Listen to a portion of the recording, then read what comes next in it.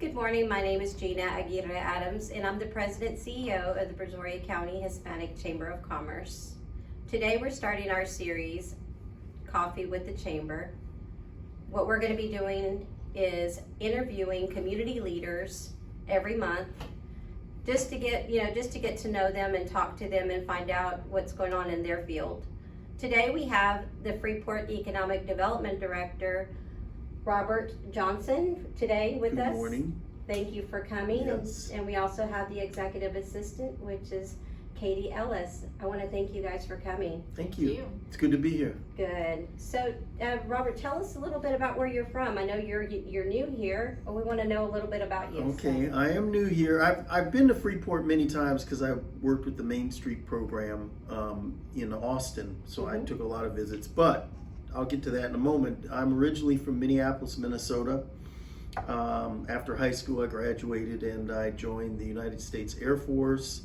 And after the Air Force, I moved to Austin, where I went to the University of Texas and got my undergraduate degree. And then I was working at the Capitol, and I got my master's degree from St. Edward's University. And I was working for the governor's office for about a year and a half, and then I went to the Historical Commission and worked with them in the Main Street program. I'm always fond of saying there's 254 counties in Texas, and I've been to 251 of them. Wow. So yeah, it's a lot of travel and going around to different cities and working with local governments and leaders of the community, talking about historic preservation and community revitalization and community development. So now, after working at the Historical Commission, I went to East Texas, Gladewater to be specific, and I was the Economic Development Corporation Director there. And then after Gladewater, I came here. To Brazoria County. Yes, Freeport. to Brazoria County and Freeport.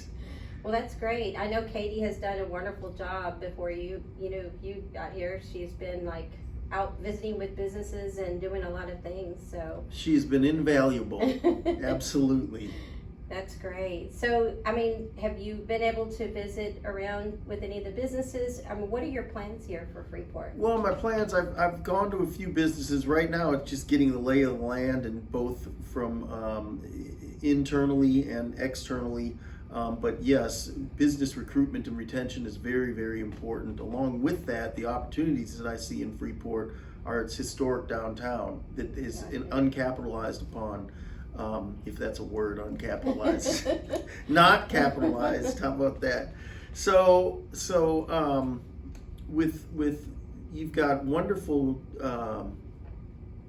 buildings, historic buildings, and there's no overriding design like, oh, this is a Greek Renaissance architecture community or Art Deco. You do have Art Deco here, but very interestingly, there's a couple buildings here that are early Frank Lloyd Wright. So it's spectacular, and we want to protect those buildings. Those buildings form our collective memory as a community. This is where my grandmother got married. This is where, they've been here.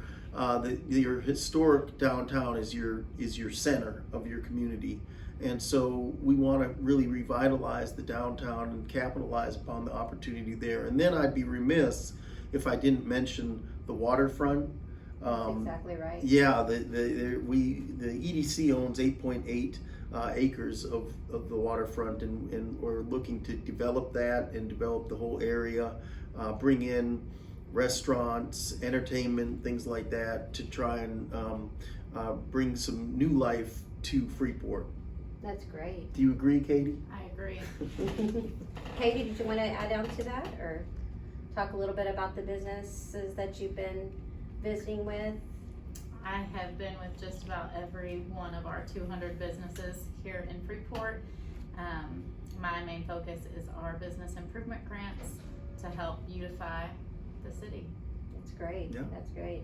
You've done a And wonderful talk job. about business improvement grant. So the EDC has 4 different levels of grants available. They are reimbursement grants up to 50% of your cost on improving your facade. So anything you can see from your street frontage, your parking lot, your signage, landscaping, and a the newest addition is the fire suppression grant, which will help a business up to $25,000 for their either firewall or fire sprinkler system. That's great. So So, it's any business, and I'm sorry, Oh, go ahead. is it any business that it actually comes into Freeport? Would All that be something that, like an incoming and incentive for them Yes, to come in? absolutely. That's great. Incoming businesses and existing. And existing, exactly. And it's a Mhm. dollar for dollar grant match, and so you're reimbursed for, I mean, especially the fire suppression.